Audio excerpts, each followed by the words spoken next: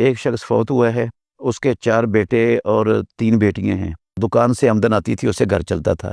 اب والد ہو گیا ہے فوت، تو کیا یہ کاروبار اس میں ان 4 بیٹوں اور 3 بیٹیوں کو حصہ ملے گا، یا یہ صرف بیٹوں کا حصہ ہے، بیٹیوں کا نہیں ہے؟ محترم ناظرین کرام، اس کاروبار میں سے اس کی بیوہ کا بھی حصہ ہے، اس کے 4 بیٹوں کا بھی ہے، اور 3 بیٹیوں کا بھی ہے، سب کا حصہ ہے۔ کاروبار کی کل مالیت لگا لی جائے گی کہ یہ اتنی مالیت کا کاروبار ہے جو ہمارے والد صاحب چھوڑ کر گئے ہیں۔ اس مالیت کو 8 پر تقسیم کریں گے تو بیوہ کا حصہ نکل آئے گا، وہ مستقل اس کا حصہ ہے۔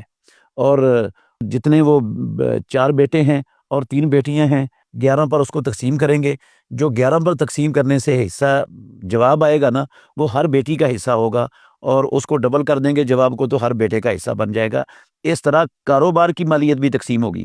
اگر کاروبار بچے کرتے رہتے ہیں، چونکہ عام طور پر بچیوں کی شادیاں ہو جاتی ہیں، وہ اپنے گھروں میں چلے جاتے ہیں، بچے کاروبار کرتے رہتے ہیں، ان بچیوں کا بھی حصہ ہے اور ان کی ماں کا بھی حصہ ہے، کیونکہ وہ سارا کاروبار تو چلا رہے ہیں جو باپ نے چھوڑا ہے، اور اس میں بچیوں کا بھی حصہ ہے اور اس میں بیوہ کا بھی حصہ ہے، وہ صرف بیٹوں کا نہیں رہتا۔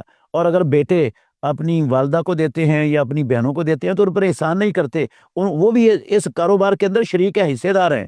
وہ ماں بھی حصے دار ہے، اس کا بھی حصہ موجود ہے اس کاروبار میں، اور بہنوں کا بھی حصہ موجود ہے۔ وہ تینوں بہنوں کو اور ماں کو، سب کو ان کا حصہ جتنا جتنا بنتا ہے ہر مہینے منافع حساب کر کے ان کو دینا چاہیے، اور 4 بھائی وہ اس منافع کو برابر برابر آپس میں تقسیم کریں گے۔ یہ نہیں کہ ایک بھائی عیاشی کرتا رہے اور دوسرے بھائیوں کو جو ہے نا وہ دے ہی نہ، جبکہ سارے ٹائم دیں، کاروبار میں سارے ٹائم دیتے ہیں، اور کوئی بندہ بھی کاروبار میں ٹائم دینے سے جو ہے نا وہ کوتاہی نہیں کرتا۔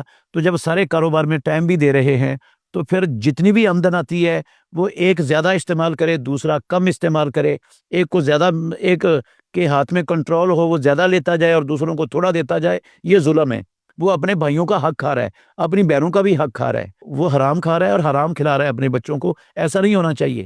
پھر اس کو پوری آمدن کو، جو باپ کے کاروبار کی آمدن ہے، اس آمدن کو ماہانہ تقسیم کرنا ہے تو ماہانہ کے حساب سے 6 ماہ کے بعد تقسیم کرنا ہے، 6 ماہ کے بعد 3 ماہ کے بعد تقسیم کرنا ہے، اس کے حساب سے سال بعد کرنا ہے، اس کے حساب سے سب کا اخراجات جو ہے نا وہ نکال کر سب کو برابر برابر دیا جائے گا۔ جب وہ برابر حصہ ہے ہر بیٹے کا، تو ہر بیٹے کو برابر لینا چاہیے۔ جس کے پاس اختیار ہے وہ زیادہ استعمال کرے گا تو وہ حق تلفی بھی کرے گا، اپنی جان پر بھی ظلم کرے گا، بھائیوں پر بھی ظلم کرے گا، اور اپنی عاقبت بھی خراب کرے گا۔ قیامت کے دن اس کو اس کے بدلے میں ان کو ان کی نیکیاں دینی پڑیں گی۔ تو یہ معاملہ بڑا حساس ہے، اور اس سے جو ہے نا دلوں میں رنجشیں پیدا ہو جاتی ہیں، دشمنیاں پیدا ہو جاتی ہیں سگے بھائیوں میں، اور اللہ کی طرف سے رحمتیں برکتیں نازل ہونا بھی ختم ہو جاتی ہیں۔ اس لیے جس کا جتنا حصہ اللہ نے بنا دیا نا، اس کا خوشی سے اس کا اتنا حصہ اس کو ملنا چاہیے۔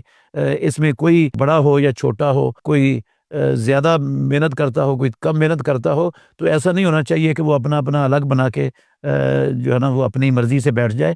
اب وہ سب کا حصہ ہو چکا ہے، سب کو ان کے حصوں کے برابر منافع میں بھی شریک کرنا ہے۔ اللہ ہمیں سمجھنے کی، عمل کرنے کی توفیق عطا فرمائے۔